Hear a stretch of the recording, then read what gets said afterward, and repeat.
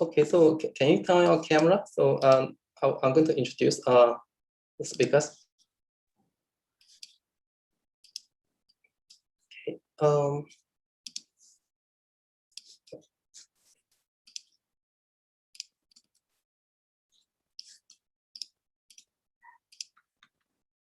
Hi everyone. Welcome to this computational fabrication seminar. Today we have two speakers, Kenneth Tracy and Jim, to share their research on architectural design and assembly. We will have a short Q&A session at the end of these talks. If you have any question, please post it in the YouTube live chat box on the right of the screen. Our motivational talk is given by Professor Kenneth. Kenneth is an assistant professor in architecture and sustainable design at SUTD and director of the Dynamic Assemblies Lab. His research focuses on expanding the possibilities of design through new materials, computation, and fabrication, leveraging emerging technologies such as 3D CNC knitting, tensegrity membranes, and smart biomaterials. Kenneth's work develops prototypes of novel building assemblies to test their potential to increase efficiency, improve urban comfort, and broaden spatial possibilities. So now, Kenneth, the floor is yours. Thank you very much, Sangpeng, and the whole group for inviting me to give a talk in this great series of lectures. I'll share my slides now.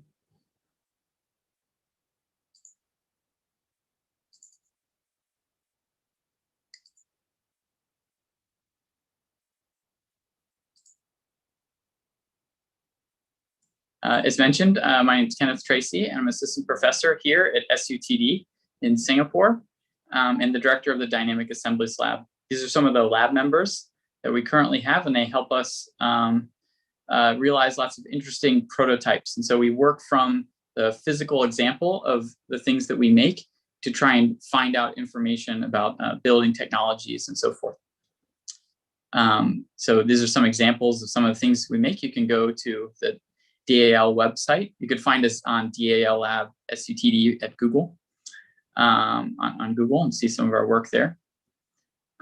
So we work with lots of different materials, and I'll be presenting today on a couple projects that predate my work in the DAL, and then on some projects in the DAL that we're working on biomaterial actuated assemblies and on tensegrity. So this project in 2013 was a collaboration between the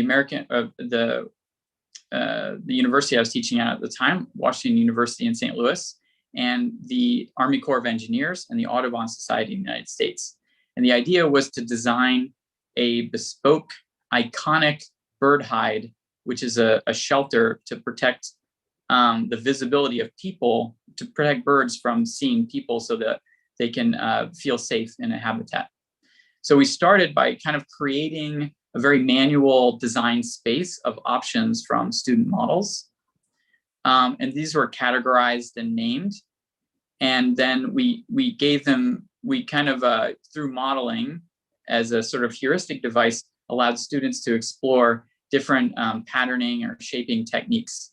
And through that, ended up with a refined set of models that seemed reasonable in terms of being buildable and spatially in terms of the small footprint being practical. And then we tested those models using different means. This is actually a slide from the review of the student. And so the student presenting this slide originally is the avatar you see in the right-hand side. In this way, we're looking at, in these slides, we're looking at the optimization of view through the shelter, since that's the kind of primary use or functionality, is to have the building be a kind of platform for mostly bird watchers, but other people to see, in this case, trumpeter swans in an estuary. So the different angles also were tested, and the different shapes were tested for their performance in terms of self-shading, And in the end, this one, which is named Lightning, was the sort of winning shape. And this project was made by CNC cutting paper-based phenolic board, and like it's actually recycled paper and phenolic resin, and a bunch of aluminum that we developed a sort of origami technique for cutting and folding using a CNC router. So this work leans heavily on a kind of BIM model that's developed in Rhino. And so every part is sort of kind of mapped out and tailored through a Rhino model. So there's a kind of manual BIM that's done using Grasshopper, which is a plugin for Rhinoceros 3D. And then the parts are made based on that model from molds that you see on the upper left in the center top. And then on the right, the concrete piece and the manually created, manually cut roof structure, which is the kind of skeleton. And since this is actually on a floodplain, the idea was that this would have removable panels. So on the bottom right, you can see all of the aluminum panels, which are very lightweight, and they actually have handles. Might be hard to see in that tiny image, but they have handles so you can lift them up and put them in place. So when the flood comes, you can take all the panels off and you end up with this, which is an inexpensive structure if it needs to be remade. And then the panels themselves actually make up most of the building. It has a black interior to reduce reflected light from the inside. And the outside reflects some of the colors from the Audubon Society and the Army Corps of Engineers, and also is designed to be like the camouflage in military vehicles or on birds that help those animals and devices sort of mimic the environment. So in this project, it was interesting to look at how every single component could be in a drawing. So every single screw and bolt and size and plate, the etching on the seat for it, everything was drawn. And then when you make a rendering from this, every piece is actually almost exactly as it's placed. And so this is in architecture, a sort of vogue for making certain pavilions, but it's not very normal for most buildings. Most buildings would have a tolerance that wouldn't allow for this kind of everything to be completed, but I think it's a target for building information modeling. And so with this kind of in-depth understanding and ability and control in architecture, we're then looking in the DAL and in subsequent work at, if you have the ability to make such precise, tailored things, what are the kind of abilities that you might bring to an architecture? So this is another project, and on this project mostly I just wanted to show the assembly, its layering, and then the resulting drawing that we did for this. So in architecture, it just happens that young firms often do lots of work, and researchers do lots of work as in art installations, and this is no different. So this is a project in 2017 in SUTD that we did for the iLight Marina Bay. And the idea was that we would make a sort of kaleidoscopic physical object that was not like the void that you look into, but it's a physical thing that you look into that then reflects the kaleidoscopic colors back at you. And as you approach this sculpture, it lights up more where you're coming from using sensors. And then those the lights then cause the color that you're wearing to be reflected in the piece. And so this is an assembly of a CNC routed aluminum frame, similar to the previous project that I presented. And this time we're adding a bunch of lights that are LEDs, and they're controllable with controllers and sensors. And then this is the inside of the assembly. So one of the student helpers that was helping us assemble this and help design it took this photo when they were sort of trapped inside doing the final assembly. Basically, the bottom of this sort of light bulb shape has an escape hatch, and we have to lift it up to let the person out when they're done assembling. So I would say in the first project that I was showing, the work developed towards a kind of drawing and model making that allowed us a set of evidence for form finding in a very broad sense, and kind of exploring design space intuitively. And another kind of artifact from these processes are drawings like this one that illustrate all of the layers that go into the object.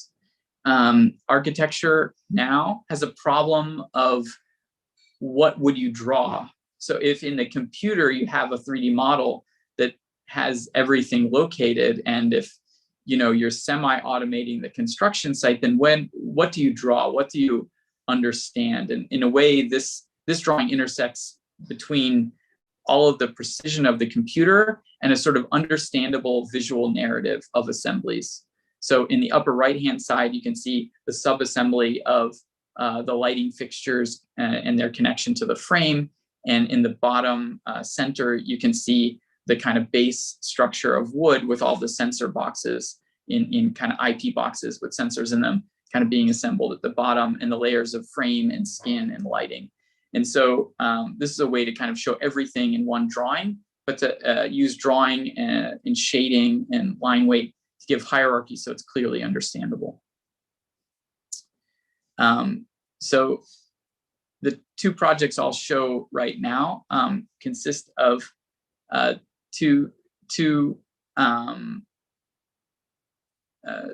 areas of interest for us in the DAL that are ongoing research. This one is concerned primarily with looking at biomaterials and responsiveness. And so the idea is to use chitosan, which is a derivative of chitin. Chitin is the second most abundant biopolymer in the world.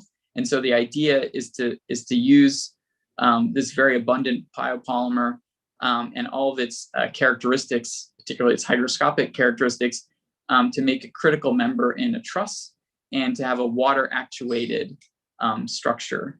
So this follows along previous work in this arena by the ICD, Institute for Computational Design, of the pi codes and wood, and translates this into work that owes a lot to previous publications by Javier Fernandez and his FermArt lab, another engineer in SUTD. So working in collaboration with him and the engineers, we developed a method of reinforcing and making films at different scales, and then characterizing those films. And so this is one of the largest film characterizations we did, and we found that this very lightweight film that's 0.3 millimeters thick would have a kind of pulling force of 119 newtons. And so it can pull hundreds of times its own self-weight just by shrinking when it dries. And so we want to leverage this kind of super ability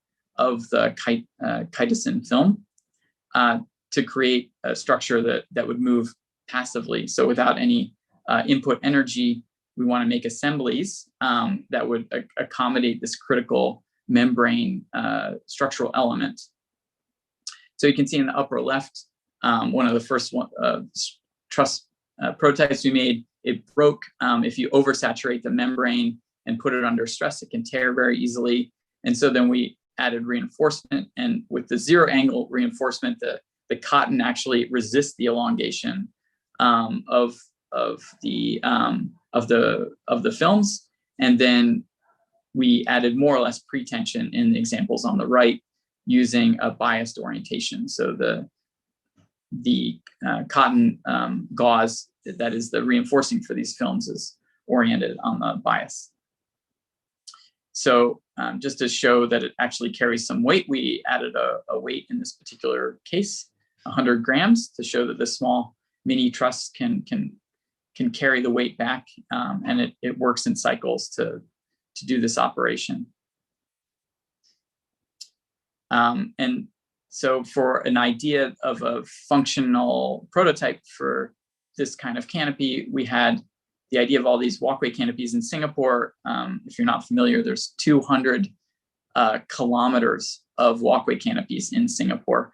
And one thought was to make a structure that would conform and sag and shelter, become more umbrella-like when there was a lot of rain. And then when it was sunny out, it would open up and allow more breeze to kind of move through the shelter. So we developed this 2-meter long prototype that moves up and down just by saturation.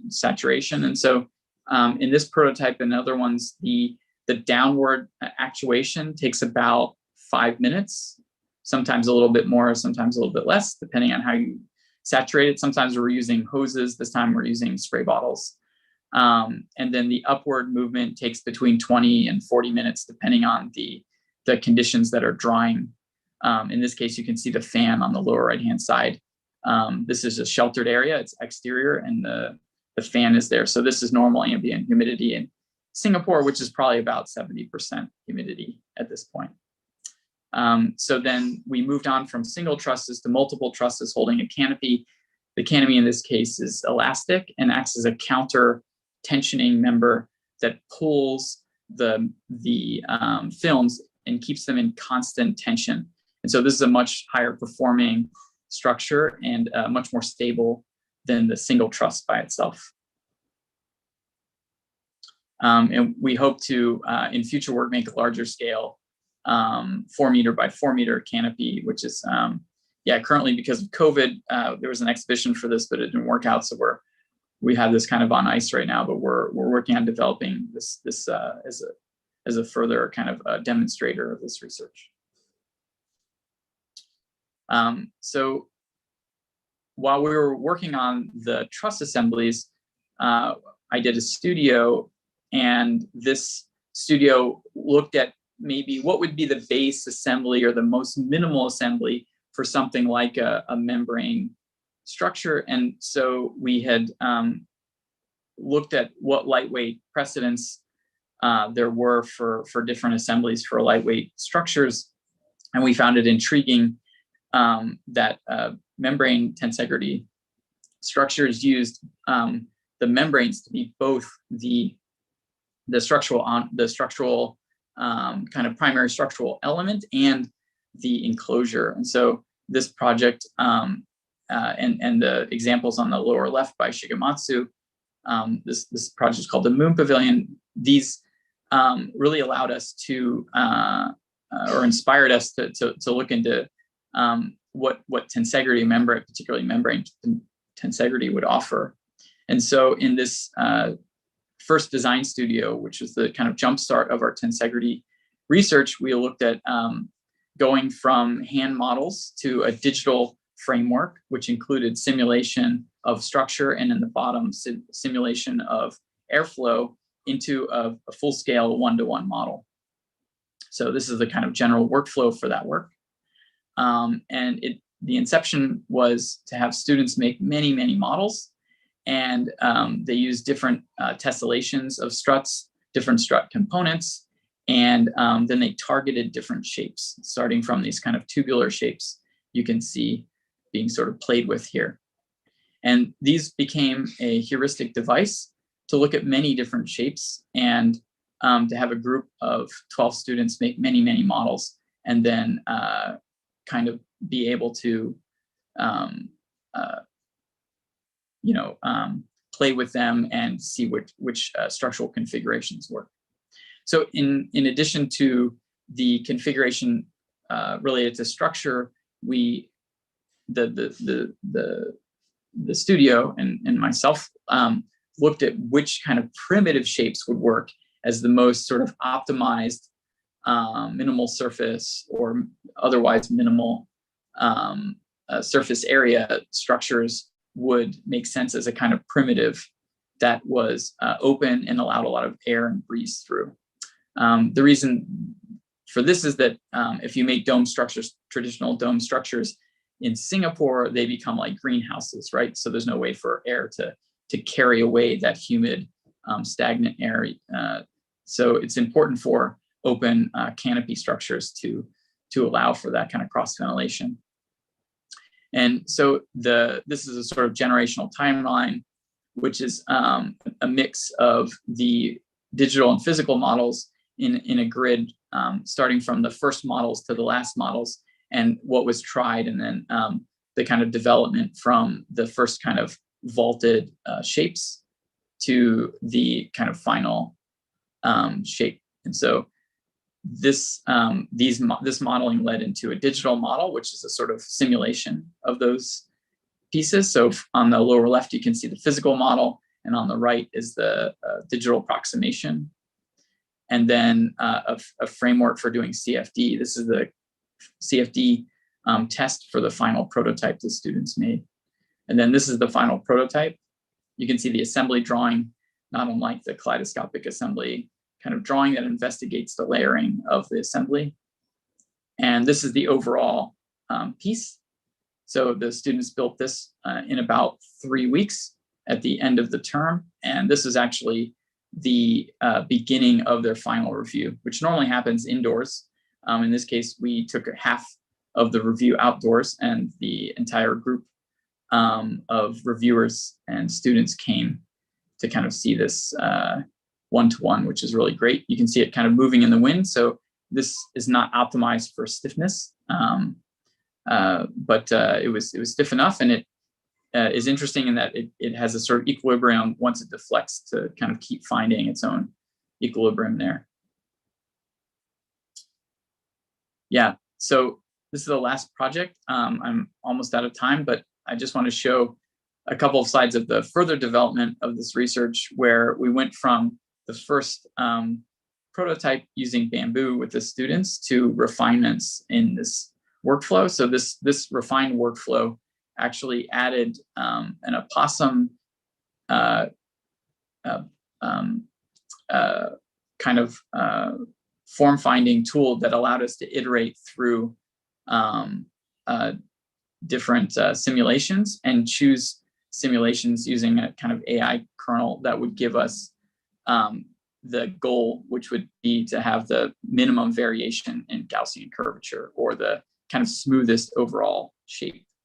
And so that refinement was then added to a better simulations tool with a mesh refinement and more physical models. And in this case, we actually knit the membrane. So we started off fabricating this from the stitch. So this is some of those simulations that give us the base shape. Then we move in the feet to give like a kind of final piece, and then add a refined mesh. And finally, after this simulation, we would do a bit more testing. So this one's a little bit high in terms of its disposition. And so when we did the physics testing, which I'm not showing here, it sags down and is more the target shape. We continued to make physical models for this one.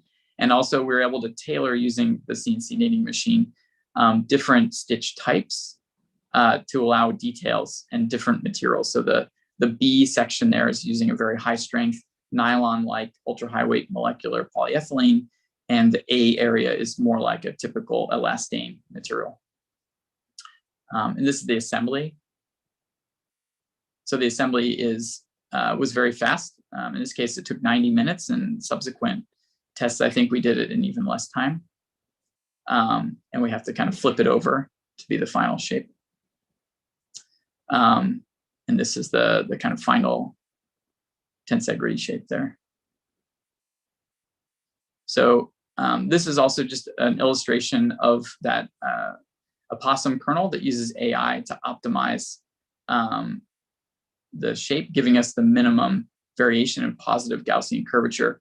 And we weren't able to use this exact model because of the restrictions with CNC knitting, but we made subsequent models that actually, as you can see from this, are very, very round and smooth, which is an interesting accomplishment from a uniform set of struts in the membrane tensegrity. Yeah.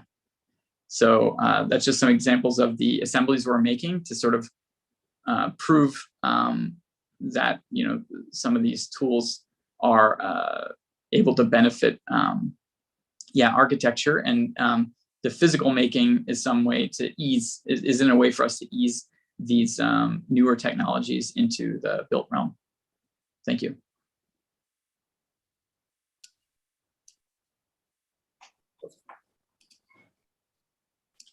Okay, thank you, Kenneth, for the inspiring talk. So our deep dive talk will be given by Ms. Jim. So Jim is a PhD candidate at the Institute of Technology in Architecture at ETH Zurich. where he is supervised by Professor Philip Block and co-supervised by Professor Stanion Koros. He received a CAS in computer science at ETH Zurich, MSc in integrative technologies and architectural design research at Stuttgart University, and bachelor in architecture at Tenkem University. His research interests are computational design, digital fabrication, and visual computing in architecture and computer science. So Jim, so now the floor is yours.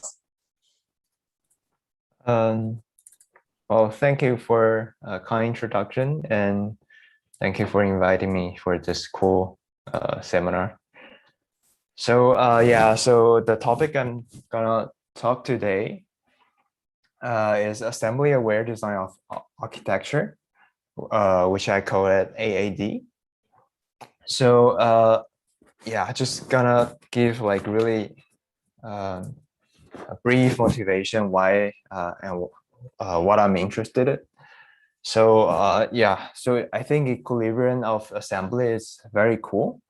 If you look at all the kids or adults, all this kind of cupola they are making, well, with simple assembly, you can make a cool structure or architecture. Yeah.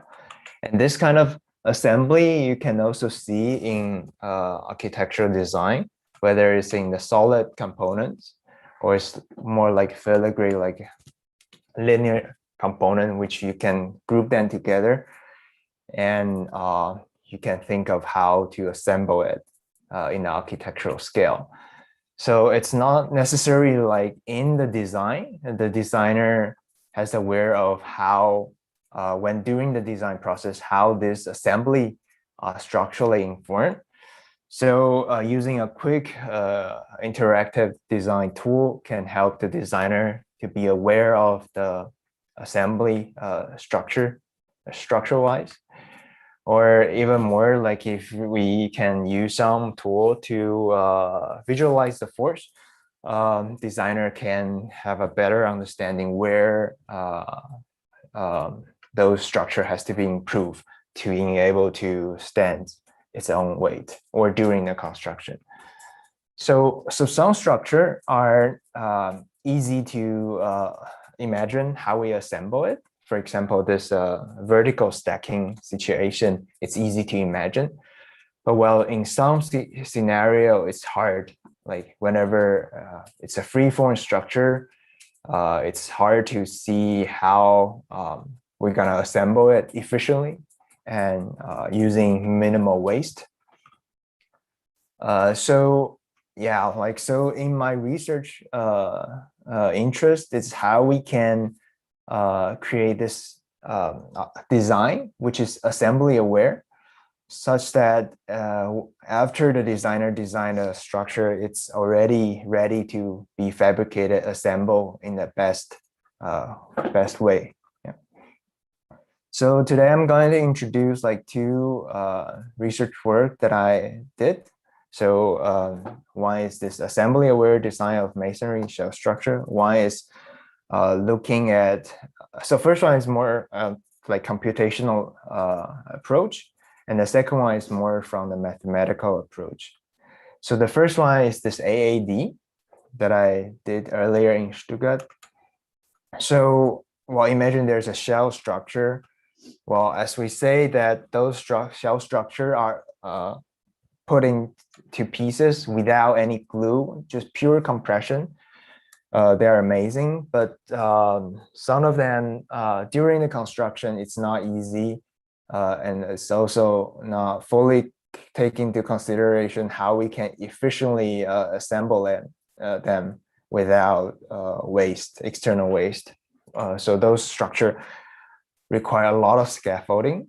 So one thing that came to my mind is that when I watch this Big Bang Theory, that when Sheldon played this Jenga game, well, I mean, how when we as a kid that we took some pieces and then intuitively speaking, we always take away those pieces that is very loose, like that represent when the force is not going through those elements, so we can take them out easily.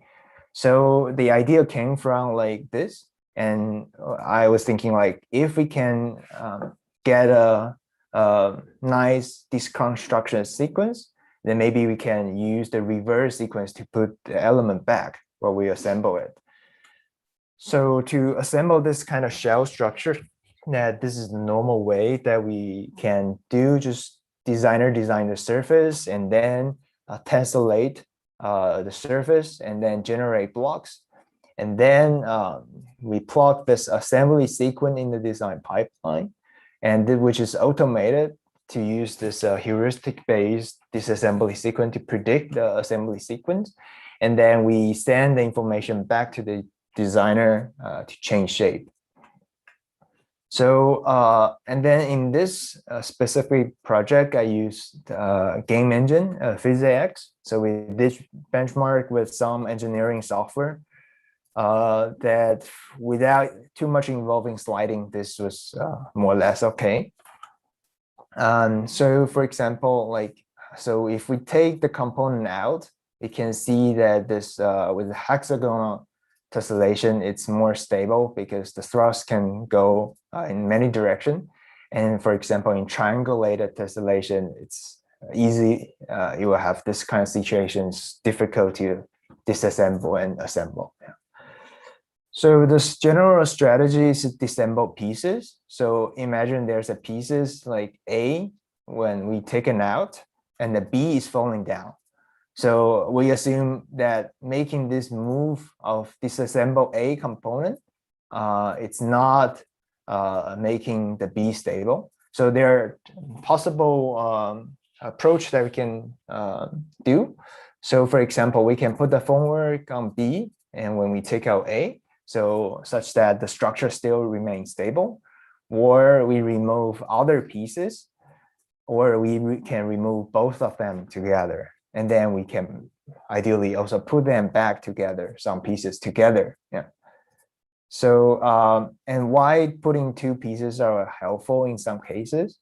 So somehow it change the center of mass and then change the shape, and then sometimes move the center of mass inside. So it helps the disassemble process. So our heuristic-based algorithm also consists of some priority during the disassembly. So the algorithm try to disassemble the opening area first, instead of like, and then this closer. If there's no other solution, they will look for somewhere else. Yeah. So well, so to look at the assembly sequence, it's complicated because there are like many solutions. So, but if you disassemble the component as the heuristic that I was saying, that the disassemble sequence become like much simpler and easier to manage. And so we look at the assembly sequence, and then we disassemble some pieces if it is not stable, and then we put them back and then keep performing our algorithm. So for example, for this specific dome, that on the right is a physical model that you can see that we can disassemble and then piece by piece without using formwork, and we can put them back. Yeah. Yeah. So and then this is another example that we can disassemble some pieces, and if some component falling down, we revert the sequence, and then like sometimes we disassemble two pieces together and then we assemble them back. So in this case, we can assemble a very thin structure without using formwork. So, and then we found the shell structure because the final geometry has to be stable. For this one, that we specifically put some boundary condition on the opening edge, and then we disassemble some pieces. And so for example, you can see some pieces are removed, and then those no formwork are required. And then we reverse the sequence as we mentioned before. So everything can be put together without support. Yeah. So yeah, those things can be also compared more thoroughly with the displacement in the physics game engine with a more engineering or analytic solutions. Yeah, so this is just another example of more complicated shape can be also applied using our algorithm. Yeah. So, oh, sorry. Oops. So, yeah, so our goal is that to assemble this kind of very thin compression discrete element assembly using only compression net, and we want to minimize the support during assembly. So, and all of these, after the project, we wrapped this toolbox into also a Grasshopper, this Rhinoceros 3D CAD software plugin for designer to easier to assess. So you can see this is the simulation using the game engine. We call it physics GH. Sorry. Yeah, so we designed a specific way that it's used. The student or like the user can use it as a more like a kangaroo logic to simulate rigid blocks. And all of these are open source, and it's on the GitHub, and people can freely use it. So the goal is to really to embed this assembly aware design process in the design phase, such that the designer can aware of the assembly sequence during the assembly, during the design. Yeah. So the second project that I'm talking about is called understanding rigid block equilibrium method via mathematical programming. So this is more involving some optimization with mathematical. So I will go through it. So yeah, and then one drawback of my first approach is that physics engine is a quick approach, but not necessarily accurate. So recent years that we are looking for a more accurate methods base or more analytic base. So imagine there's like three multiple blocks. We call this rigid block assembly, rigid block equilibrium. We call it RBE, and we utilize this assembly data structure, which is a directed graph, and we can put all this forces information and all the geometric information in the graph data structure. So so we model well. This is like based on the literature of Livesley from the early from the 90s, and from a work from Whiting et al. It's called equilibrium methods. So it's equilibrium equations that all the forces are modeled on the corner and geometrically placed, and there are some interfaces are intersection between blocks. So to have all of these assembly to be equilibrium, we learned it from high school physics that all the forces has to be equal to 0 and all the moments has to be equal to 0. So all of these can be compactly put into linear equation, which is F are all the nodal forces are all unknowns on the system, and P are the negative external forces. So such as the self-weight or external loads of the blocks. And then there's a linear equation that A equilibrium metric that can map this to formulation. So all of these can be expanded and can be generalized with many blocks and many interfaces. Yeah. So, and then all those translation equation and rotational equation are in the system. So, yeah. So, for example, in this specific case, there are 3 blocks, and then this bottom one are support. So there are 3 blocks and 2 interfaces. And yeah, so all the forces are on two unknown interfaces, and there are three external forces acting on the blocks. So for example, on the matrix, that these terms are specifically describing these two blocks condition. So, and then in the matrix, there's a lot of zeros. So whenever the interfaces and the block are not touching, they are not neighboring each other, they are corresponding zero in the matrix. Or if the support blocks, we also take into account like those as a zero, because they are not, we are not calculating the forces in that perspective. So for example, in general, that for this block in the middle that had to be in equilibrium, all the forces in the torque has to be sum up to zero.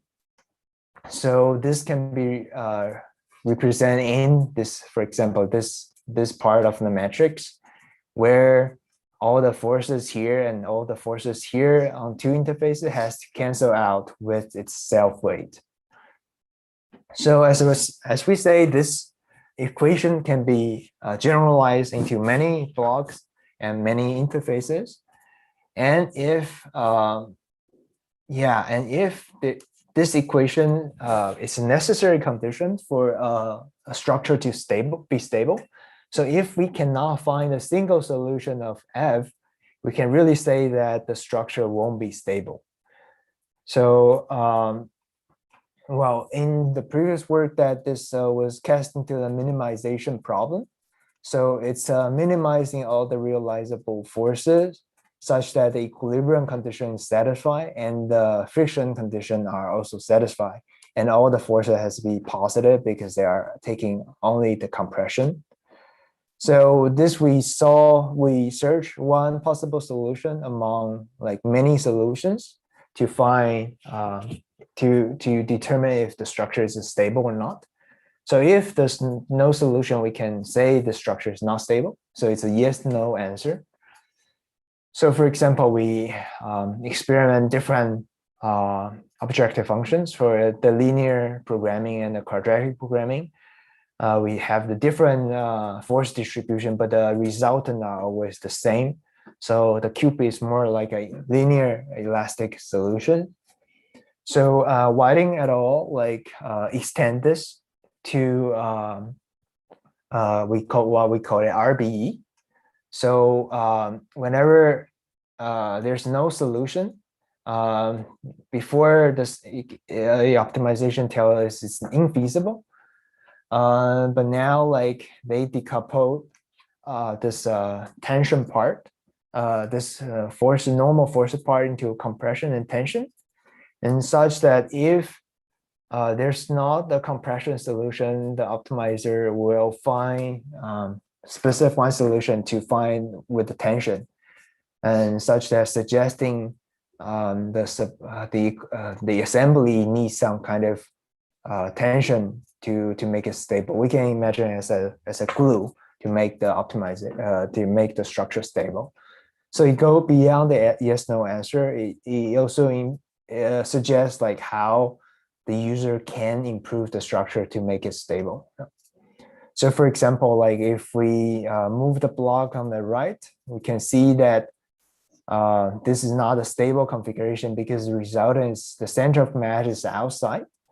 But well, the RB tells us that if we put some kind of glue, it will prevent this tilting reaction. So this RB can be also used in the architectural context to explore, for example, in masonry structure, the internal thrust. So for example, you can see that all this forces in the structure nicely lie in the structural domain. So we also implement this concept in engineering called kern, which is the safe area in the profile. So if the resultant and if the forces of all the nodal forces lie within this polygonal area, we can certainly ensure that this structure is super stable.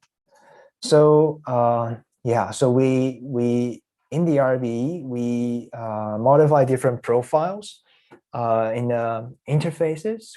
For example, we limiting the interface into kern in the arch here, and we remain all the buttresses in the original interface size. You can see that more or less this internal stresses nicely go through this kern area. So we can say this arc is very, very stable. And we can also use that to limiting some area to explore different stress states of the structure to explore in the structure. So we also perform some tilt test. For example, we tilt this arc like 12 degree. You can see it's really the limit state. So it's related to seismic behavior of the masonry structure. So for example, we can also explore more complicated structures such like a dome. So we can have a different kind of current fitting, inner space fitting to explore different stresses. Yeah, so and all of these research are also open sources. People can welcome to take a look at the implementation at those URL. And all of these are implemented in the Compass framework, which is open source, developed through NCCR and our group, block research group. Yeah, so it's an open source computational framework for research and collaboration in architecture, engineering, fabrication, and construction. So if people are interested, can look at this address. So so this is our research group, block research group, and NCCR digital fabrication. And people are welcome to reach me if you're interested in my research. Thank you.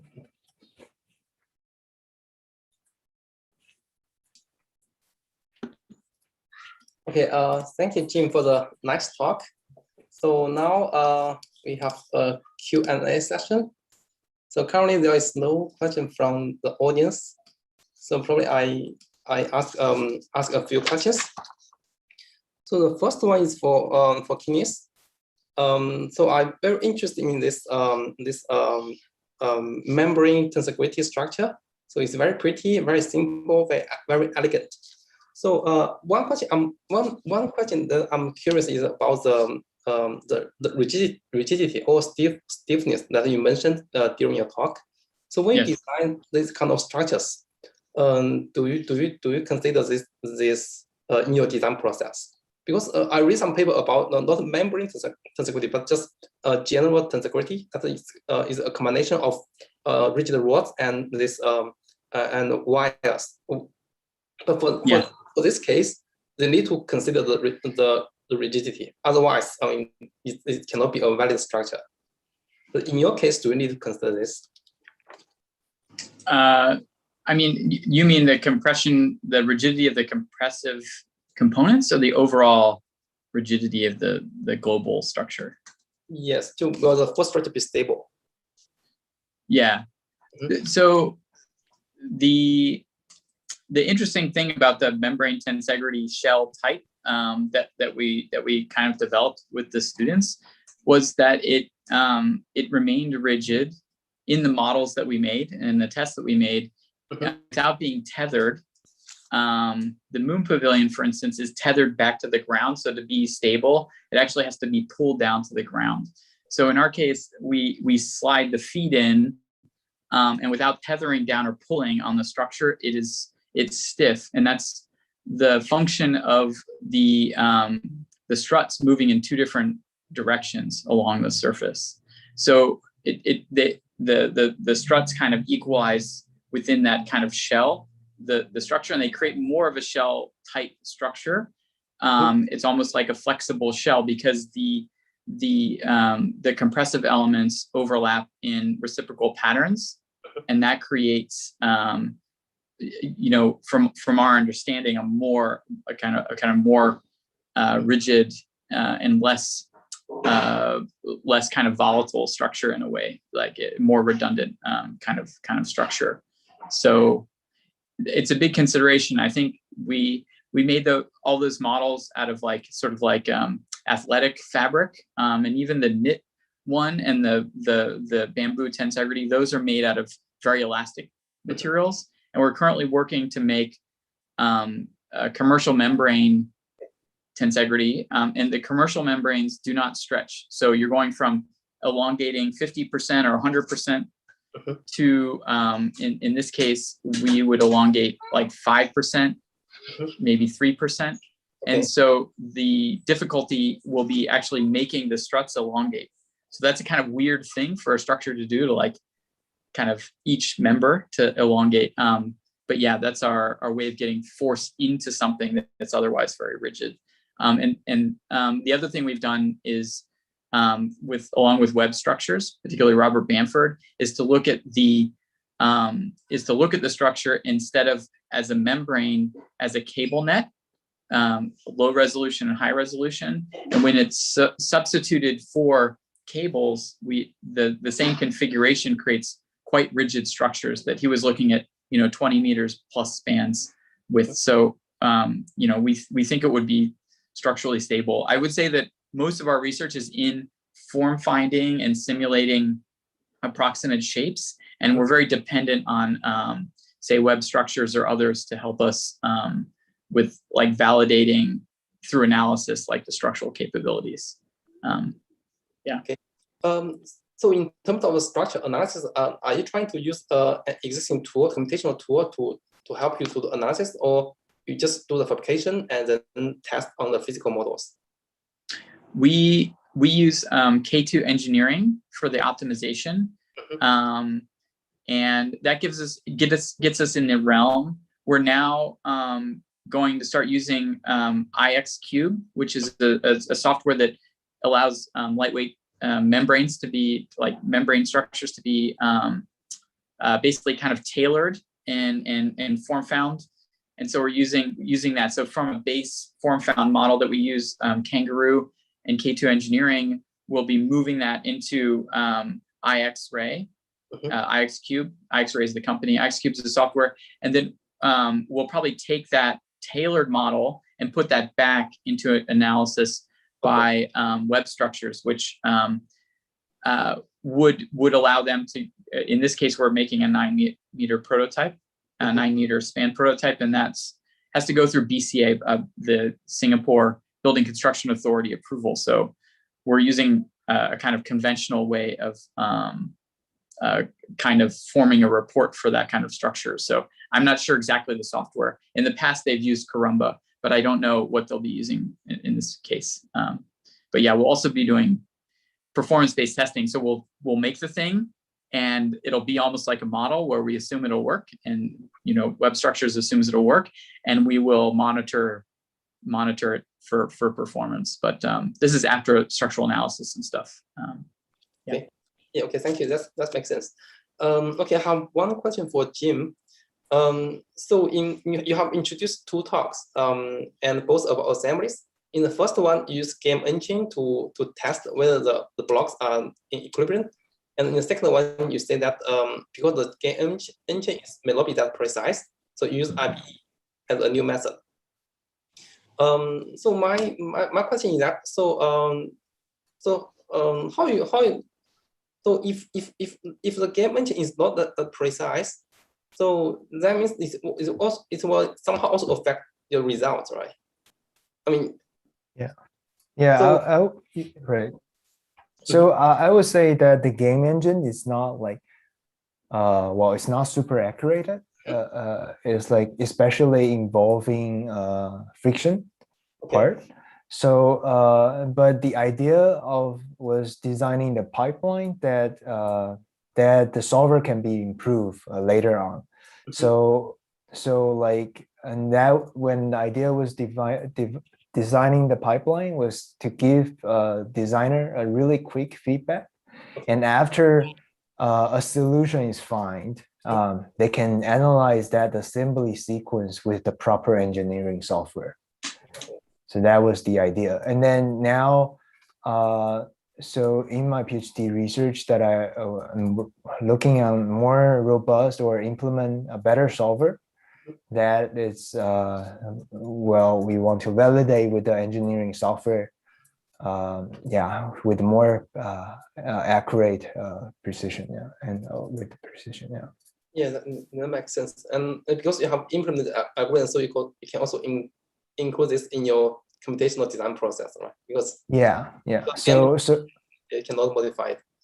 Yeah, so game engine is more like a black box, like it's it's like yes and no. So now currently we're working on this more explicit based method that can be integrated into the whole geometry optimization as well. So that was the current research direction. Yes, I think it's promising. Okay, I have one question for the both speakers. So we know that the focus of this seminar is assembly design and fabrication. And for the first talk, the focus is the form. Try to find a good form for the membrane tensegrity. And for the Jim, the focus is equilibrium or stability of the assemblies. So that means we already know two major concerns that we need to consider during assembly design, which is form and stability.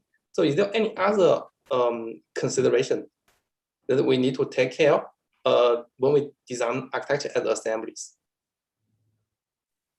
So, I mean, in case we want to really design and build the real architecture. Should I go first? I can answer, yeah. So as I mentioned during the talk, this equilibrium condition is I would say necessary condition. So for the structure that we can find equilibrium doesn't necessarily means that in the real case it will be in equilibrium. So in the real world structure, there are some tolerances. There are some imprecision during the assembly. So those are also important factors. So so when I built physical models recently, you can really see those things taking affect the system. So not necessarily like what you simulated can be built. So I think more study need to be carefully study, of course, also in those imperfection, and then the linkage between numerical model and physical model. That's my point of view. Yeah, I think that's a very good point, because you know in computer-aided design or in mechanical assemblies, they have this a research topic called tolerance analysis. So they study how the tolerance accumulate to affect the final performance of the real mechanical assemblies. So, but it's a challenging task, I think, and still it's under study. Yeah. So if we can predict how the tolerance affect the performance of the fabricated assembly, I think that will be very useful. I mean, it will make our computational simulation or computational analysis more precise. Because you don't just model the perfect assemblies. You model the assemblies that is more close to the real one. Yeah, I think that'd be I think if we can do this, the computational tool can be more powerful. Yeah, I agree.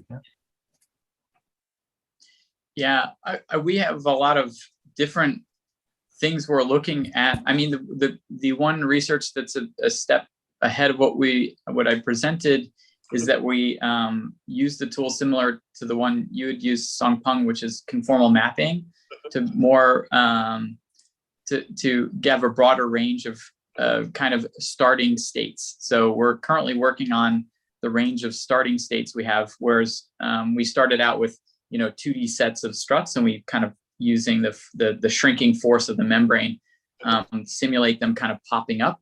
We're having the 3-dimensional starting state and trying to keep the angular relationship between struts in place. And there's a lot of nuance there between something that's like, an assumption based on angular relationships, and then ending up with a geometry to just the physics of something at large scale. I mean, since it's lightweight, the main thing we're going to have is uplift and stuff, but gravity will be a big challenge for us too, just because there's very little material actually holding the whole thing up. So we're currently steeped in all of these considerations for like self-weight and stiffness and tailoring. Tailoring is a big deal for us because even if it stands up, if it's wrinkly and ugly, then it's really going to be a big problem. Beyond form, just it'll look of a low quality and might have cleaning problems practically. So we have all these issues of actually just making the one-to-one structure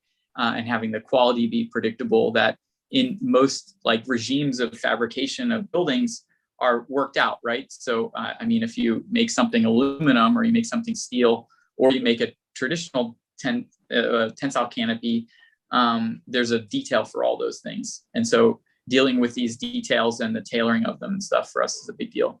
And I think one of the next things we're looking at for research is to make deployable structures to some degree. So that's actually something we looked into, and it seemed a little bit near at hand because you have something flexible to begin with, but it's quite a difficult practical problem if you want to do it at scale. Yeah. Okay, I agree. The deployable structure is very interesting and promising topic. Because we know even in graphics, some researchers doing research about deployable structures. So they use computational tools to design these kind of structures. So yeah, it's not just I mean, both researchers in architecture and graphics are quite interested in this topic. Okay, so I have one more question about actually it's about the assembly process. Because if you look at the slides of the Professor Kenneth, so we already see this a few students to assemble the membrane tensegrity, and it could take several hours to assemble a structure. And also in Jim's slides, he also showed this virtual assembly process. You can see this, and also visualize the sequence and also the stability. So my question is that, so nowadays we know that robotics becomes more and more powerful. So do we believe that in the near future, or that people can use robots to do this automatic assembly process? Or we still need lots of efforts to make this being realized? Now, because I read a few papers, I know that now researchers are also doing work to study how to use robots to do this automatic assembly, or they call it robotic assembly. So, are you agree this can be this will be realized in the near future, or we still require lots of effort to work on that? I think in certain cases, the assembly using robots, like a lot of the research in the ETH that I've seen, like Gene might be able to speak more to that, seems to be that the kind of part positioning and location and accuracy of a work cell and so forth, like lends a lot to the ability to make assemblies, beyond the kind of fussiness of having a scaffold be the registration of part-to-part relationships. So, I mean, that's something that's, more or less impossible for people, right? Even using, it seems like augmented reality, it would be hard for people to have this kind of motor positioning memory and so forth. So that seems like a really great thing. And like in self-assembly regimes where things kind of walk around with the parts or become the parts, using 2x4s as legs and walking around assembling themselves. I mean, those go to the more projective end of it, So it seems like construction robotics already being used for, like, say, curtain wall assemblies, where they have the robot that's kind of robotic. Like I think a lot of times there's a guy using the robot as a kind of mini crane. But yeah, I think the biggest thing for a lot of that work, it seems to be that the work site itself is a messy place. And so the more automated the work site construction can be, then the more they can play, the kind of robots can play a role, or the contingency can be taken into account. But that seems to be like, for me, the big goal. But I would have to say I don't have any experience with these things. In our case, for the research that we're doing, the trusses that move are already like robotic in a way. They're responsive, but the difficulty of any of that passive work is just the performance and your expectation. The films that we use are hygroscopic, and they're biomaterials. That means they're edible. Like, basically, it's a protein that the animals can eat. So we, there's these different things that kind of pop up as sort of problems in different nuanced things. I think it seems now versus say 10 years ago to be more happening on all fronts, though, where robotics are just making full-scale things, and people are developing new regimes where robots actually morph into the construction process. And I think those two ends are really exciting. Yeah, I agree with Kenneth that I think also depends on the context of how this and how automated it has to be. So, for example, when we talk about precision, that only robots can achieve those kind of precision. But if you're saying that, for example, in the developed country context, where you want to build a house with a discrete element like assembly component, that not necessarily using robot is a good thing. So human and those in precision, and to adapt during the construction process, they are more beneficial just using human. And and then just also depends on, like, as I said, how automated it has to be, like, so for commercial purpose, well, not necessary for building all the architecture, in my point of view, need robots, because, well, I think it's different from cars, because that when you make cards, you made many cards in the same type, right? So this can be fully automated, which bring a lot of commercial benefit. So you can quickly assemble it, quickly manufacturing it. But in architecture, it's not always necessarily the case, because all architecture are different. So if you have to invest this not fully automated process, or like you want the building to be assembled in the fully automated process just for one specific project, maybe it's not worth it. So it depends on the context, I think. Yeah.